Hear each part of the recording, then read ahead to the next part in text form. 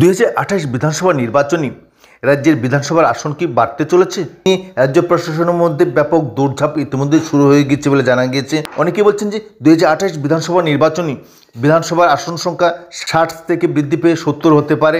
বিশেষত পশ্চিম ত্রিপুরা লোকসভা কেন্দ্রের কিছু কিছু বিধানসভা কেন্দ্রে ব্যাপকভাবে জনসংখ্যা বৃদ্ধি ঘটেছে, যার পরিপ্রেক্ষিতে এই সমস্ত আসনগুলি বিভাজিত হওয়ার আশঙ্কা রয়েছে। তাই অনেকে বলছেন যে পশ্চিম ত্রিপুরা আসনে যথেষ্ট আসন সংখ্যা বৃদ্ধি পাবে।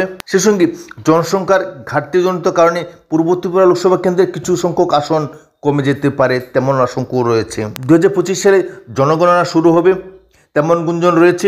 তবে সমগ্র বিষয়টা নির্ভর করছে জনগণনা প্রক্রিয়ার উপর।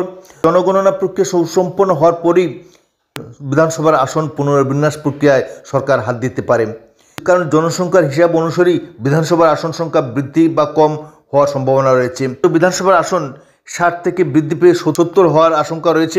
60 সদস্য বিশিষ্ট বিধানসভায় 30টি আসন ইতিমধ্যেই সংরক্ষিত, 20টি আসন তফসিলি উপজাতির জন্য সংরক্ষিত, সে সঙ্গে 10টি আসন তফসিলি জাতির জন্য সংরক্ষিত, বাকি 30টি আসন সাধারণ আসন হিসেবে পরিচিত। তাই এই পরিপ্রেক্ষিতে বলা যায় যে বিধানসভায় আসন সংখ্যা বৃদ্ধি পেলে রাজ্য রাজনৈতিক সমীকরণ ব্যাপকভাবে বদলে যেতে পারে। 28 বিধানসভা নির্বাচন 60 সদস্য বিশিষ্ট বিধানসভায় নাও হতে পারে, বরং সেটা বৃদ্ধি পেয়ে 70টি আসন বিশিষ্ট বিধানসভা নির্বাচনে ভোট প্রক্রিয়া হবে 2028 বিধানসভা নির্বাচনে। তবে এক্ষেত্রে গুরুত্বপূর্ণ বিষয় হলো ডিলিমিটেশনের ক্ষেত্রে প্রশাসন গুরুত্বপূর্ণ ভূমিকা নেবেন।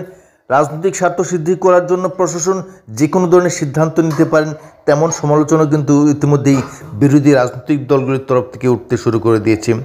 এখন দেখার বিষয় 2028 বিধানসভা নির্বাচনে আসন সংখ্যা কতখানি বৃদ্ধি পায়, কিংবা কোন কোন বিধানসভা কেন্দ্র ভেঙে নতুন আসন সৃষ্টি হয়, তা নির্ভর করবে সম্পূর্ণভাবে জোট সরকার তথা বিজেপি দলের উপর।